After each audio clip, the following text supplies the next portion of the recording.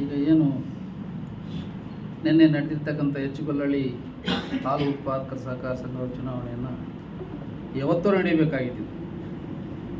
ಅಲ್ಲಿನ ಒಂದು ಮತದಾರ ಪಟ್ಟಿನಲ್ಲಿ ಗೊಂದಲಗಳು ಇದೆ ಅಂತ ಹೇಳಿಬಿಟ್ಟು AR ಮಟ್ಟದಕ್ಕೆಲ್ಲ ಇದಾಗಿ ಅಲ್ಲೆಲ್ಲ ತನಿಖೆಯಾಗಿ ಕೊನೆಯ ಹಂತದಲ್ಲಿ ಮತ್ತೆ ಚುನಾವಣೆ ಮುಂದೂಡಿಯಾಗಿ ಆದ ಕಾರಣಗಳಿಂದ ಇದು ತಡೆಯಾಗಿತ್ತು. ಏನು ಜಗದೀಶ್ ಅವರು ಆ ಒಂದು ಭಾಗದಲ್ಲಿ ಕಾಂಗ್ರೆಸ್ ತೊರೆದು ನಮ್ಮ ಪಕ್ಷಕ್ಕೆ ಸೇರ್ಪಡೆ ಆದರು. ಅವತ್ತಿಂದನೂ ಸಹ ಅವರು ಪಕ್ಷದ ಸಂಘಟನೆಯನ್ನು ತೊಡಗಿಸ್ಕೊಂಡಿದ್ದಾರೆ. ಅವ್ರ ಜೊತೆಗೆ ಇರ್ತಕ್ಕಂಥ ನಮ್ಮ ಪಕ್ಷದಲ್ಲಿದ್ದಂಥ ಮುಖಂಡರು ಮತ್ತು ಅಲ್ಲಿ ಬಂದಿರತಕ್ಕಂಥವ್ರು ಇವರೆಲ್ಲನೂ ನಾನು ಚುನಾವಣಾ ಸಂದರ್ಭ ಕೇಳಿದ್ರೆ ಯಾವ ರೀತಿ ಇದೆ ಅಂತಂದರೆ ಅವ್ರು ಏನು ಬಿಟ್ಬಿಡ್ಬಿಡೋದು, ಯಾವಾಗಲೇ ಕೇಳಿದ್ರು ನಾವು ಹಿನ್ನಡೆ ಇರೋ ರೀತಿಯೇ ನಮಗೆ ಮಾಹಿತಿ ಕೊಡ್ತಾ ಇರ್ತಾರೆ.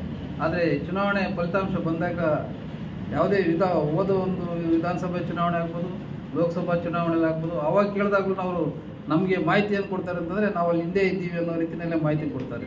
ಚುನಾವಣೆ ಫಲಿತಾಂಶ ಬಂದಮೇಲೆ ಅದು ಭಾಳ ಎಲ್ರಿಗೂ ಆನಂದ ಆಗೋ ರೀತಿ ತೊಗೊಂಬರ್ತಾರೆ.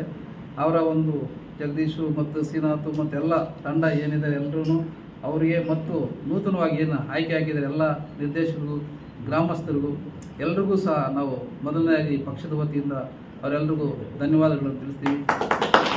ಯಾಕೆಂದರೆ ಮೊದಲಿನಿಂದನೂ ಅಲ್ಲಿ ಇರ್ತಕ್ಕಂಥ ಹೆಚ್ಚುಗೊಲ್ಲಳ್ಳಿ ಮತ್ತು ದುಗ್ಸಂದ್ರ ಹೋಬಳಿ ಏನಿದೆ ಅಂತಂದರೆ ಜನತಾ ಪರಿವಾರದ ಅಲ್ಲಿ ಒಂದು ಇದ್ದಂಥ ಒಂದು ಗ್ರಾಮಗಳು ಇವತ್ತು ಅದನ್ನು ಅದೇ ರೀತಿಯಲ್ಲಿ ಉಳಿಸ್ಕೊಂಬರೋದಕ್ಕೆ ಎಲ್ಲರೂ ಏನು ಶ್ರಮ ಹಾಕಿದ್ದಾರೆ ಅದಕ್ಕೆ ನಿಜವಾಗ್ಲೂ ನಾವೆಲ್ಲರ ಧನ್ಯವಾದಗಳು ತಿಳಿಸ್ತಾ, ಅದ್ರ ಜೊತೆಗೆ ಇವತ್ತು ಏನು ನೂತನ ಆಡಳಿತ ಮಂಡಳಿ ನಮ್ಮ ನಾಗರಾಜನವರ ನೇತೃತ್ವದಲ್ಲಿ ಮತ್ತು ಶಾಸಕರ ಒಂದು ಸಹಕಾರದಿಂದ ಏನು ನೀವೆಲ್ಲ ಜೈಪೇರಡಾಗಿ ಬಂದಿದ್ದೀರಿ.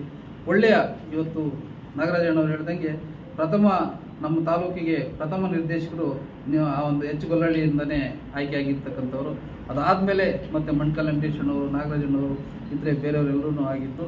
ಆದ್ದರಿಂದ ಅಂಥ ಒಂದು ಸೊಸೈಟಿನ ಇವತ್ತು ನೀವು ಮಾದರಿಯಾಗಿ ಆಗೋದಕ್ಕೆ ಎಲ್ಲ ಶ್ರಮಿಸಬೇಕು ಅಂತ ಹೇಳ್ಬಿಟ್ಟು ಹೇಳ್ತಾ ನಿಮಗೆಲ್ಲರಿಗೂ ಶುಭಾಶಯಗಳನ್ನು ತಿಳಿಸ್ತಾ ನಾನು